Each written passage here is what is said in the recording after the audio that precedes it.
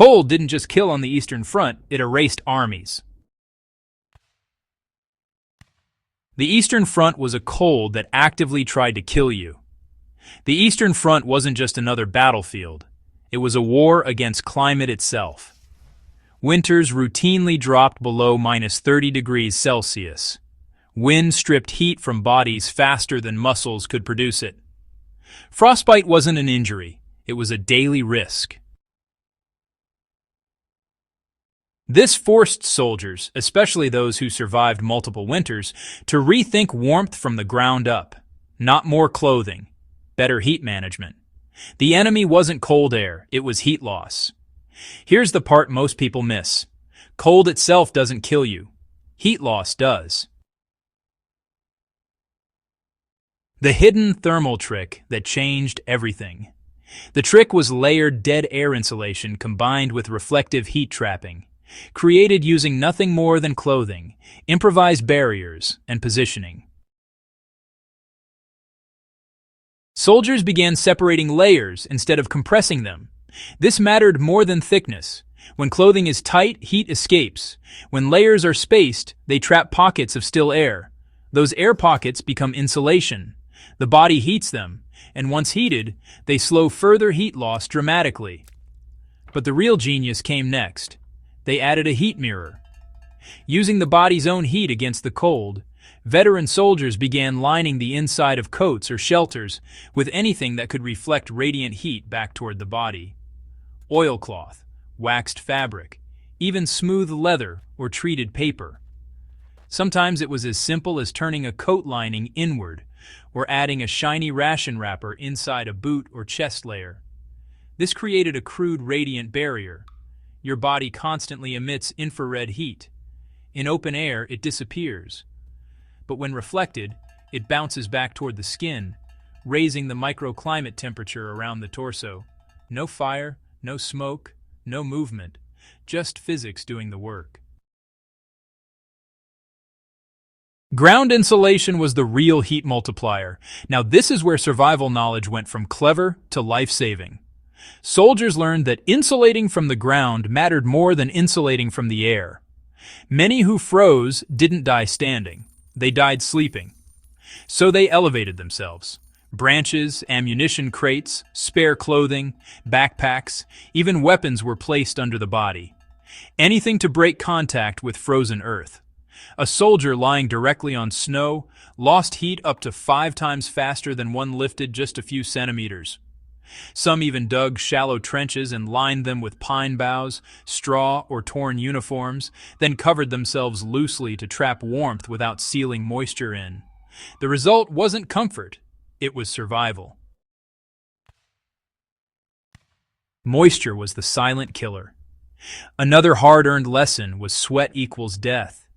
Movement generated heat, but sweat soaked layers. When activity stopped, that moisture froze. Soldiers learned to open coats while marching, close them immediately when stopping, and never sleep in damp clothing if it could be avoided. Some even placed damp items between outer layers instead of against the skin, allowing body heat to dry them without robbing core warmth. This was heat management, not just insulation. Why this trick felt like tripling heat? Here's the key insight. By stopping radiant loss, reducing conductive loss to the ground, and trapping still air, the body's existing heat became dramatically more effective. Soldiers weren't generating more energy. They were losing far less. The perceived warmth increase felt massive. Some veterans described it as the difference between shivering uncontrollably and being able to sleep. In survival terms, that's the difference between life and death.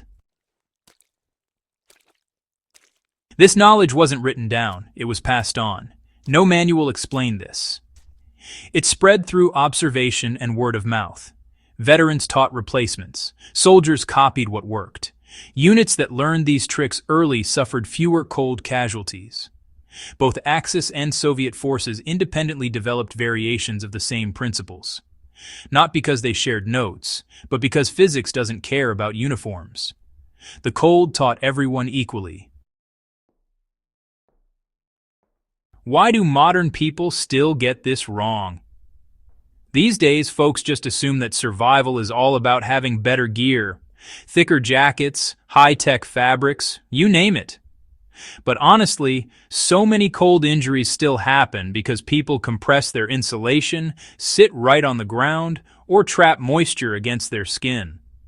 The lesson from the Eastern Front is simple and, well, pretty brutal. Heat management beats heat generation every time. You don't actually need more warmth. You just need to stop losing it. So, how does this apply outside of war? Well, this same thermal trick totally works for hikers, campers, disaster survival, and, really, any emergency situation. The basics are: elevate yourself from cold surfaces, create dead air space, reflect heat inward, and manage moisture aggressively. These principles, honestly, they predate electricity. They even predate modern materials. And they still outperform bad technique, even if you have great gear. History already solved this problem. We just sort of stopped listening. The legacy of survival in the snow isn't about being tougher than everyone else. Eastern Front soldiers survived because they learned fast and adapted smarter. They turned their own bodies into controlled heat systems using scraps, positioning, and most importantly, knowledge. That's the real legacy of survival. Not heroics, not luck. It's understanding how heat moves and just refusing to waste it. And if you want more forgotten skills like this, more real history that still works today, just stay with Legacy of Survival. Subscribe to the channel, like the video if this changed how you think about cold, and share it with someone who spends time outdoors. Because honestly, the smartest survival trick is the one history already paid for in full.